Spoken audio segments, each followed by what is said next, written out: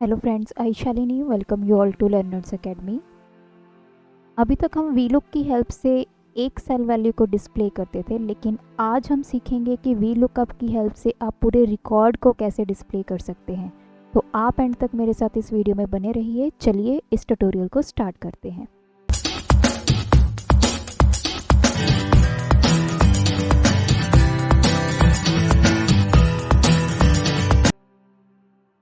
पिछली वीडियोस में मैंने आपको वी लुकअप की हेल्प से कोई भी रिकॉर्ड सर्च करना बताया था और कोई भी हम एक वैल्यू को डिस्प्ले करवाते थे। जैसे कि यहाँ पे आप देख सकते हैं मेरे पास डेटा है स्टूडेंट नेम और साइंस इंग्लिश हिंदी में मार्क्स हैं और उनके एवरेज मार्क्स हैं। अगर मैं चाहती थी कि आस्था के साइंस के मार्क्स डिस्प्ले हो जाए तो ये हम ऑलरेडी पढ़ चुके हैं कि कैसे वी लुकअप की हेल्प से हम इसको डिस्प्ले कर सकते हैं। लेकिन आज हम बात करेंगे कि स्टूडेंट आस्था है और इसके साइंस इंग्लिश हिंदी और एवरेज तीनों के मार्क्स मुझे यहाँ पे डिस्प्ले करने हैं। तो वो मैं कैसे कर सकती हूँ? तो देखिए, अगर मैं पहले वाले वी लुकअप की बात करूँ, वी लुकअप, अब मुझे ढूंढना क्या है? आस्था स्टूडेंट का रिकॉर्ड ढूंढना है, कॉमा, फिर है टेबल एरे। टेबल एरे ये रहा मेरा और इसको कर दूंगी मैं फ्रीज, कॉमा। उसके बाद बात आ जाती है column index number. Column index number अब साइंस के लिए क्या है? नंबर 2। और मुझे यहाँ पे एग्जैक्ट मैच चाहिए क्योंकि मेरे पास जो डेटा गिवन है वो किसी रेंज में गिवन नहीं है, सीधा साधा डेटा गिवन है। तो इसलिए यहाँ पे मैं यूज़ करूँगी हमारा एग्जैक्ट मैच, जो कि है फॉल्स। तो देखिए साइंस के मार्क्स आ चुके हैं। लेकिन अगर मैं अपने इस फॉर्मूला को इस तरफ ट्रैक करती हूँ तो ये देखिए नॉट अवेलेबल आ चुका है। नॉट अवेलेबल क्यों आया है? क्योंकि यहाँ पे देखिए इस फॉर्मूला में ये जो D11 है यहाँ जाकर क्या बन गया? E11। हम यहाँ पे सेल रेफरेंस की बात करते हैं, तो मेरा सेल नेक्स्ट में मूव कर गया है। अब वो इस डेटा को सर्च कर रहा है 45 पे, तो वो नॉट अवेलेबल आ गया।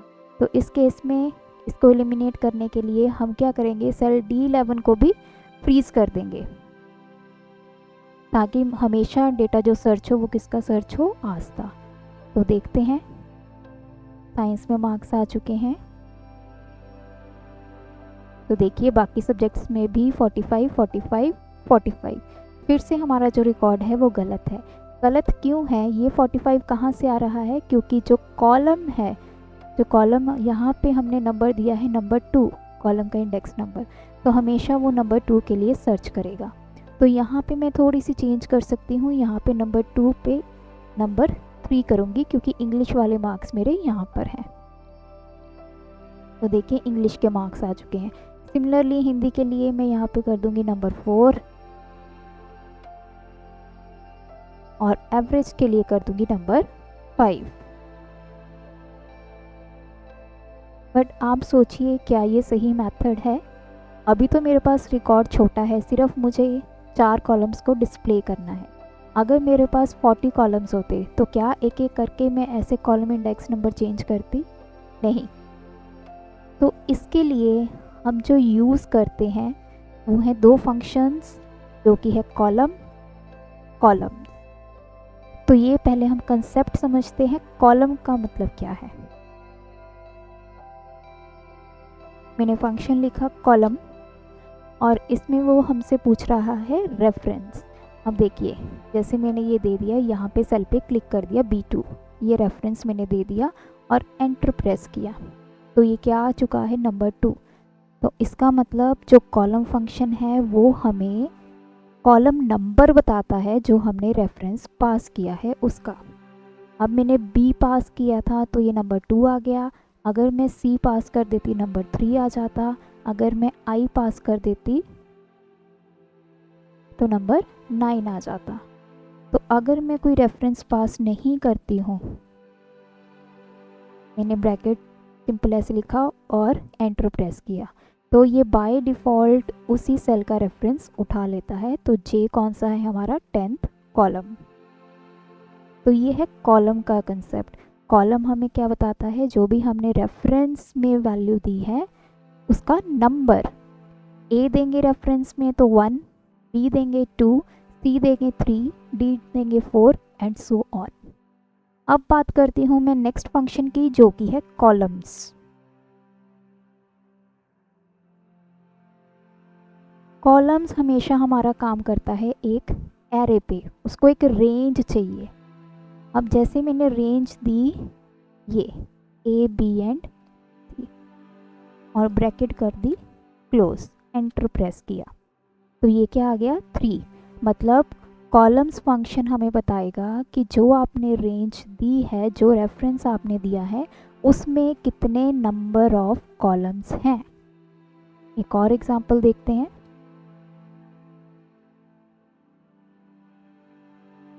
अब मैंने ये सिलेक्ट किया और इसको कर दिया क्लोज, B2 से लेके B10 तक, तो ये हमें क्या रिटर्न करेगा 1। 1 क्यों? क्योंकि हमने मल्टीपल रोज सिलेक्ट की हैं, कॉलम तो एक ही है ना B। तो ये डिफरेंस आपको आई होप क्लियर है। जो कॉलम फंक्शन है वो हमने जो भी रेफरेंस दिया है उसका कॉलम नंबर बताता है। जैसे मैंने B रेफरेंस दिया है तो उसने 2 बताया, J रेफरेंस दिया है तो 10 बताया। और जो कॉलम्स फंक्शन है वो हमेशा एक एरे, एक रेंज पे काम करेगा। जो भी आप रेंज दे देंगे वो उसमें बताएगा कि कितने नंबर ऑफ कॉलम्स हैं। तो ये दोनों ही कंसेप्ट अब हम यूज़ करेंगे एक पूरे के पूरे रिकॉर्ड को फैच करने के लिए। सबसे पहले मैं कॉलम की हेल्प से ये करके दिखाऊंगी। Equal to V lookup bracket start. सबसे पहले हमने क्या ढूंढना है, आज का स्टूडेंट का रिकॉर्ड ढूंढना है, कॉमा। इसको मैं पहले ही फ्रीज कर देती हूँ क्योंकि नेक्स्ट टाइम जब हम इंग्लिश पे जाएंगे तो ये सेल जो है वो फ्रीज रहेगा। उसके बाद आपसे पूछा गया है टेबल एरे। टेबल एरे मैंने सिलेक्ट कर दिया और साथ ही में उसको फ्रीज कर दिया है, कॉमा। नेक्स्ट है कॉलम इंडेक्स नंबर। अब हम डायरेक्टली यहाँ पे 2 भी डाल सकते हैं, लेकिन मैंने आपको बता दिया कि 2 हम नहीं लिख सकते, उसकी क्या ड्रॉबैक है। तो अब हम पहले यूज़ करेंगे कॉलम का कंसेप्ट। मैंने लिखा कॉलम ब्रैकेट में। अब मुझे साइंस के लिए कौन सा कॉलम चाहिए, सेकंड, तो सेकंड कॉलम मतलब मेरा B। तो कहीं पे भी मैं क्लिक कर दूंगी तो ये मुझे क्या रिटर्न करेगा 2 वैल्यू, कॉमा। नेक्स्ट है, अब मुझे एग्जैक्ट मैच चाहिए या अप्रॉक्सीमेट मैच। मुझे यहाँ पे एग्जैक्ट मैच चाहिए क्योंकि मेरी वैल्यूज सीधी सीधी मुझे यहाँ पे दिखाई दे रही हैं, कोई भी रेंज में वैल्यूज नहीं है। तो यहाँ पे मैं लिखूँगी 0, करूँगी क्लोज एंड एंटर। तो देखिए 45 मार्क्स आ चुके हैं। अब हम इसको ड्रैग करेंगे तो देखिए इंग्लिश 92, हिंदी 63 एंड एवरेज उसकी आ चुकी है 66.6। तो इस फॉर्मूला में क्या हुआ, जैसे ही ये कॉलम B2 है, जब ये इंग्लिश के लिए सर्च हुआ तो ये नेक्स्ट चला जाएगा कॉलम C2। ये रिलेटिव रेफरेंस पे काम करेगा, नेक्स्ट कॉलम पे ऑटोमेटिकली चला जाएगा। तो अब हमें बार बार यहाँ पे 2, 3, 4 करके एडिटिंग करने की ज़रूरत नहीं है, ऑटोमेटिकली ये नेक्स्ट कॉलम पे जाता जाएगा और वैल्यूज़ को रिलेटिव रेफरेंस की हेल्प से चेंज करता जाएगा। तो ये तो था कॉलम की हेल्प से। अब हम सेम रिजल्ट फाइंड करेंगे with the help of columns. Columns में equal to V lookup bracket start. आज का स्टूडेंट का रिकॉर्ड सर्च करना है, इसको मैं फ्रीज करूँगी। देन है टेबल एरे, इसको फ्रीज कर दिया, कॉमा। नेक्स्ट है कॉलम का इंडेक्स नंबर। अब हम यूज़ करेंगे नेक्स्ट फॉर्मूला जो कि है कॉलम्स। अब जैसा कि आपको पता है कॉलम्स में हमें क्या चाहिए, एक रेंज चाहिए होती है, एरे। अब मुझे इतना यहाँ पे कॉलम नंबर चाहिए, नंबर 2, मतलब मुझे 2 सेल्स की रेंज चाहिए।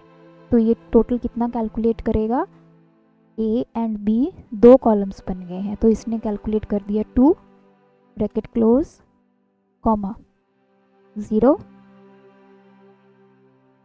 तो मार्क्स आ गए हैं। तो अब नेक्स्ट देखिए, ये हर किसी में 45 दिखा रहा है, क्यों? तो फॉर्मूला में देखते हैं, जैसे ये मैंने लिखा कॉलम्स A3 से लेके B3, तो हर बार ये वैल्यू फिक्स रही 2, लेकिन हमें 2 से 3 जाना है, 3 से 4 जाना है। तो नेक्स्ट के लिए इसने क्या कैलकुलेट किया, B3 से लेके C3, रिलेटिव रेफरेंस पे चला गया है, लेकिन कॉलम्स कितने रहे, 2 ही रहे। तो इसको हमने चेंज करना है। हमें यहाँ पे 2 कॉलम्स चाहिए, नेक्स्ट में 3, नेक्स्ट में 4 एंड 5 सो ऑन। तो मैं क्या करूँगी, इसको कर दूँगी फ्रीज, मतलब हमेशा वो कहाँ से स्टार्ट करे, ए से स्टार्ट करे, कॉलम नंबर ए से। तो ये वैल्यू चेंज होती जाएगी, तो इसको करेंगे एंटर। तो अब हम इसको दोबारा से ड्रैग करेंगे, तो देखिए वैल्यूज़ आ चुकी हैं। अब नेक्स्ट टाइम जब इसने इंग्लिश के लिए मार्क्स कैलकुलेट किए, तो देखिए कॉलम A3 तो सेम रहा यहाँ से लेकिन कहाँ तक, C3 तक। A से लेके C तक कितने कॉलम्स बन गए, 3। तो उसने जो कॉलम का इंडेक्स है वो कितना लिया, 3, और 92 आपका यहाँ से रिकॉर्ड आ चुका है। सिमिलरली हिंदी के लिए 4 एंड एवरेज के लिए 5, A से लेके E तक। तो इस तरह कॉलम एंड कॉलम्स फंक्शन की हेल्प से आप VLOOKUP फंक्शन से पूरे के पूरे रिकॉर्ड को फेच कर सकते हैं। अगर आपको ये ट्यूटोरियल अच्छा लगा, हमारे चैनल को सब्सक्राइब कीजिए, वीडियोस को लाइक एंड शेयर कीजिए। Thanks for watching my video, keep supporting us.